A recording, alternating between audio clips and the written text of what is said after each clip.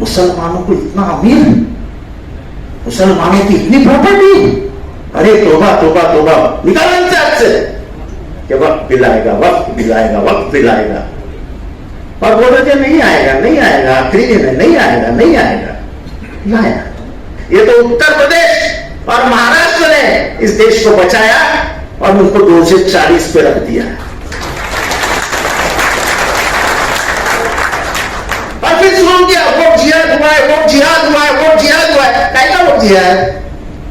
4 सीटें मुसलमानों की संख्या है, 27 सीटें ऐसी है जिसमें मुसलमानों की संख्या 10% भी नहीं है। तो इसमें तुमको किसने हराया? यहां के अमन पसंद हिंदुओं ने तुमको हराया।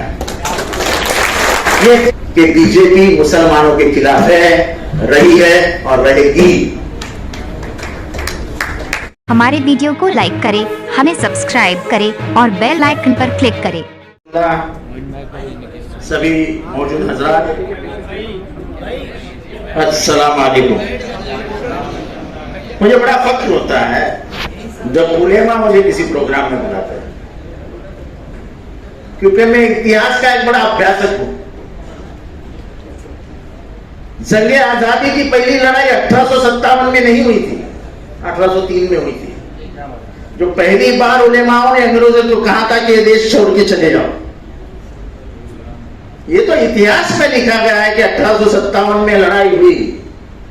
पर 1857 का इतिहास जब भी लिखा जाता है तब यह कहा जाता है कि कलकत्ता से लेकर दिल्ली तक ऐसा एक भी पेड़ नहीं था जहां पे उलेमाओं की लाशें लटकी हुई नजर नहीं आती थी।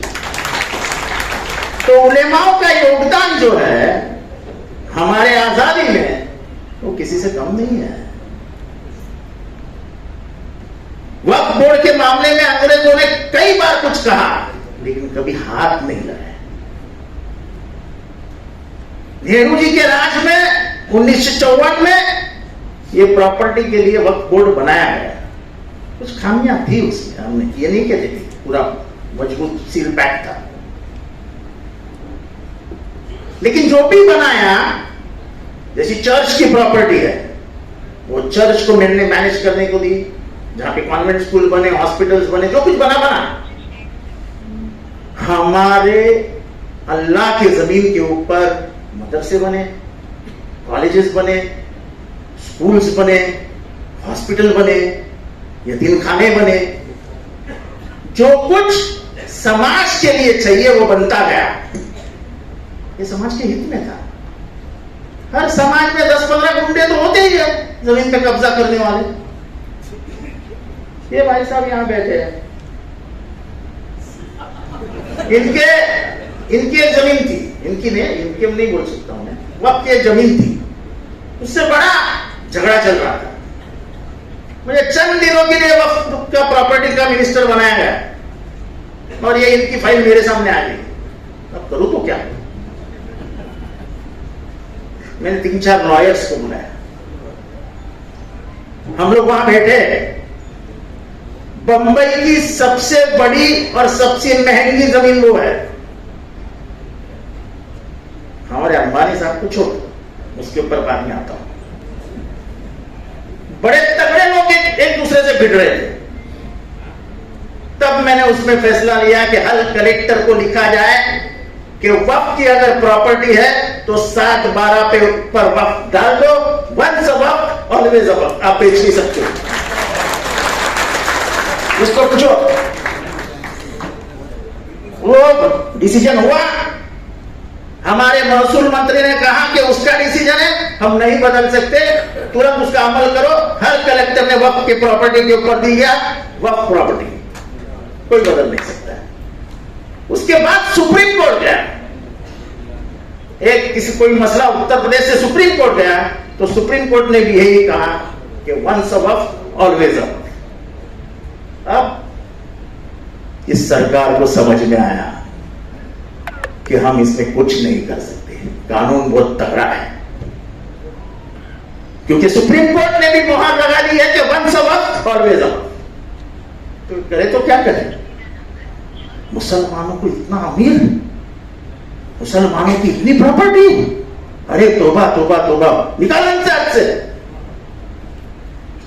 जो सुप्रिया ताई ने कहा कि ऐसी क्या हुआ था कि आपको ये प्रॉपर्टी अभी लेनी थी, ऐसा क्या हुआ था कि आपको कानून अभी बदलना था। और मैं चाहती हूं, ये सुप्रिया ताई का जवान वहां पे जबान है, आप कभी भी जाके आप यूट्यूब पे देख सकते हो कि send this bill to joint parliamentary committee. और किसी को अगर ये लगता है कि बीजेपी ने किसी को नॉमिनेट किया है, तो मैं जेपीसी का रूल बताता हूं कि जिसकी जितनी पार्टी की ताकत है उसको उतने एमपी दिए जाते हैं, और अखिलेश यादव तय करेंगे कि जेपीसी में बैठेगा कौन। ये बीजेपी नहीं तय करती है, ये हमने बैठ के तय किया, मेरे और शरद पवार साहब ने, कि बालिया मामा जाएगा और कोई नहीं जाएगा। क्योंकि 4 दिन पहले वक्फ बोर्ड का बिल आने वाला है, ये दुनिया को पता था, क्योंकि न्यूज लीक कर दी थी कि वक्त बिल आएगा, वक्त बिल आएगा, वक्त बिल आएगा, और बोल रहे थे नहीं आएगा, नहीं आएगा, आखिरी दिन है, नहीं आएगा, नहीं आएगा, लाया। हालांकि उनको मालूम था ये 240 की ताकत अपने को भिड़ रही है, हम ये बिल पास नहीं कर सकेंगे, फिर भी लाया। क्यों लाया? आपको डराने के लिए कि हम अभी भी कुछ भी कर सकते हैं। ये जो बोलते हैं ना संविधान नहीं बदलने वाले थे, आसाम में क्या भाषण किया था अमित शाह ने कि अगर हम चुन के आए 400 पार, तो पहला काम करेंगे शरीयत बदल डालेंगे, मुस्लिम पर्सनल लॉ बदल डालेंगे। देखो, अगर तुमको मुस्लिम पर्सनल लॉ बदलना है तो तुमको राइट टू रिलीजन, जो फंडामेंटल राइट है, कॉन्स्टिट्यूशन में सबसे बड़ी बात है फंडामेंटल राइट, आपके मूलभूत अधिकार, बोलने का अधिकार, व्यक्त होने का अधिकार, ये सब अधिकार फंडामेंटल राइट है, मूलभूत अधिकार है। उस मूलभूत अधिकार में एक अधिकार यह भी है धर्म का स्वातंत्र्य, right to religion. Right to religion को मतलब यह होता है कि तुम जिस धर्म के को मानते हो, उसका जो कानून है उसका पालन करने में आपको कोई नहीं रोक सकता।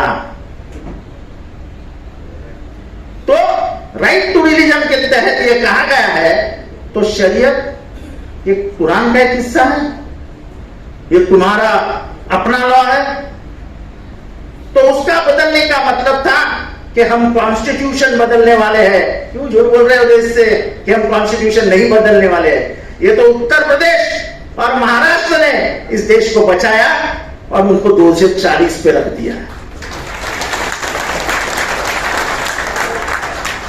45 कहते थे, 45 आएंगे महाराष्ट्र में, सबको धो डालेंगे। 45, 17 ही 17। और फिर शुरू किया वोट जिहाद हुआ है, वोट जिहाद हुआ है, वोट जिहाद हुआ है। क्या वोट जिहाद?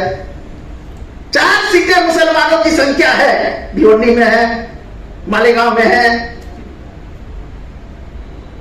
और 2-3 जगह पे है। 27 सीटें ऐसी है जिसमें मुसलमानों की संख्या 10% भी नहीं है। तो इसमें तुमको किसने हराया? यहाँ के अमन पसंद हिंदुओं ने तुमको हराया। ये देश गंगा जमुनी तमजीद को जानती है, और इसलिए मैं कहता हूं कि बीजेपी मुसलमानों के खिलाफ है, रही है और रहेगी। यूनिफॉर्म सिविल कोड ये किसका नारा है? CANRC किसका नारा है? हमारा। तो इसी बात पे मैं आपसे अलविदा कहता हूं, और ये कह के जाता हूं कि अल्लाह के जमीन पे जिसने नजर डाली उसकी नजर नीचे जाएगी कि अल्लाह ही काम करेगा। खुदा हाफिज।